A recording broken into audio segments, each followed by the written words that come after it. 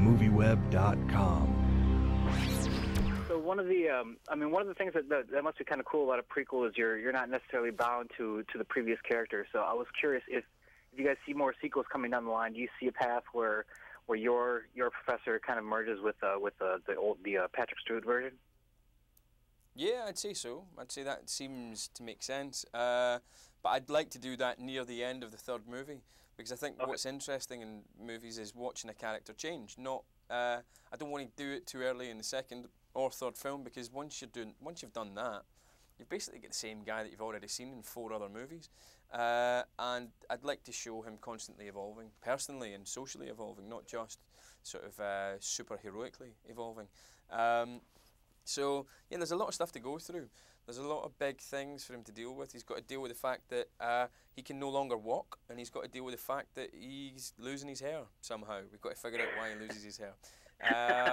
Maybe it's something to do with Cerebro frying his head. Maybe he has to have surgery on his brain because he becomes too weirdly powerful. Who knows what it is? But he's got to go through some heavy stuff to become the guy that was played by Sir Patrick Stewart.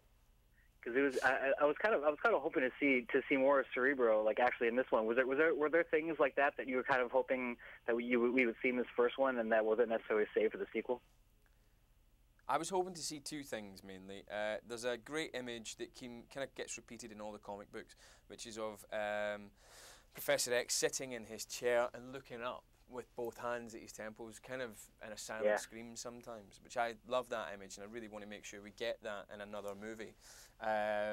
Hopefully the second movie, because we might not make a third, who knows.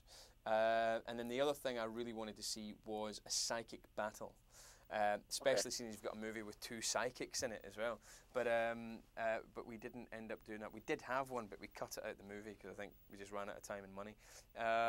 So hopefully we can do that in a sequel. So I really enjoyed your dynamic with Jennifer Lawrence's Mystique. So I was curious if you have anything that you really want to see, like, out of that relationship as you progress. I'd like to see them become embittered towards each other, because they parted and it was all very understanding.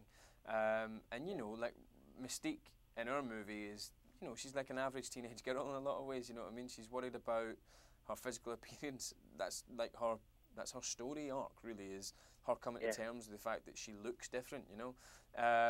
And she's very human in that way. Whereas in the other movies, she becomes a weapon, you know what I mean? She's like a walking killer. So how does she become that person? And also, when I let her go at the end of the movie, at this movie, it's all very understanding and it's very generous and it's very, you know, I know you're going to the dark side, but it's because I messed around with you, and oh, I'm so sorry for messing you up. So off you go and be happy with your new evil life. But I'd like to see them become embittered towards each other, and to get quite nasty with each other might be nice, you know, for him to actually blame her a little bit, because I do think he's got to go through some stuff. He can't just become the sort of evolved, sort of big-hearted mutant that he becomes and world leader that he becomes in a lot of ways. He's got to go through some stuff first. So I was curious if you could talk about like the dynamic with you and Michael. Like it's a very tricky relationship even in the first 3 movies. So I was wondering if that was kind of a unique dynamic to try to pull off on the screen with yourself and Michael. Yeah, definitely. It was. Yeah, I suppose it was. Because it's not often that you get, you know, it's not a buddy movie, but in some ways it is a buddy movie as well. Certain elements of the film rely on the relationship between these 2 guys. And it's not often that you get a superhero movie that is a buddy movie also. So you're kind of melding genres there a little bit. And with that, it's not just a small-scale buddy movie where like 2 guys have to get to San Francisco together. It's, you know, 2 guys have to stop the world from nuclear combustion and communist Nazis. So it's all kind of heightened, do you know what I mean? So that was quite unique, but it's something that him and I think, really enjoyed doing together.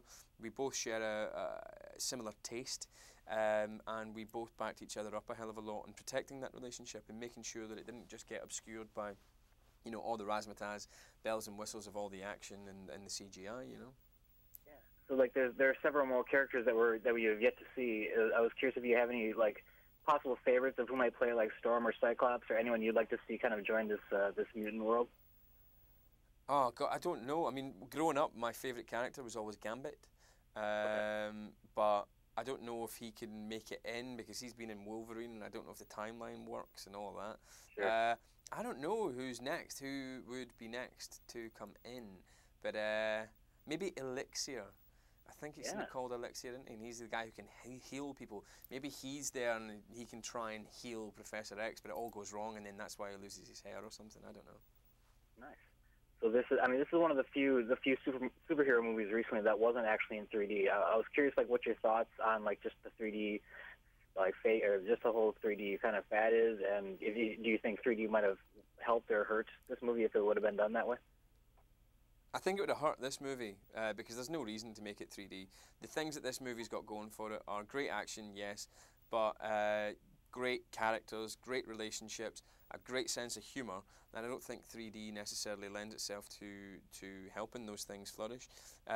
You know, a lot of movies are doing 3D now, and some of them are worth it. Some of them are great in 3D, and some of them it's just a way to put the prices up, frankly. Yeah. So I would have been disappointed if this movie was 3D, totally. So can you talk a bit about the period setting here? Like, it was very, very intriguing to the storyline, and I think it added a lot to the story. Do you think it was important to set this kind of world of mutants in that actual real-time storyline with these historic elements kind of meshed in? I don't think it's important. I don't think it's the only way you can do it, but I do think it added to this. I think that the idea of taking history and fictionalizing certain elements of it and then running it alongside the factual elements of it is something that has been done in stories for a long time. It's something that we get really, I don't know, we like, because it speaks to the conspiracy theorist in us all to go that, the Cuban Missile Crisis at that crucial moment where we don't really know why the ships turned back and we were all seconds away from nuclear annihilation. Actually, it was a bunch of mutants who sorted it all out. Some people might say that's quite disrespectful, but I actually think it's quite fun and shows how the world can move on from things like that, and it's something that we've been doing since stories have began, is fictionalizing the real world. So yeah, it's not the only way to do it. It's not important, but it's a nice trick. That's all it is, really. Excellent. Well, that's my time. Thanks so much, and it was great to talk to you, James. Thanks a lot, man. Cheers. Take care.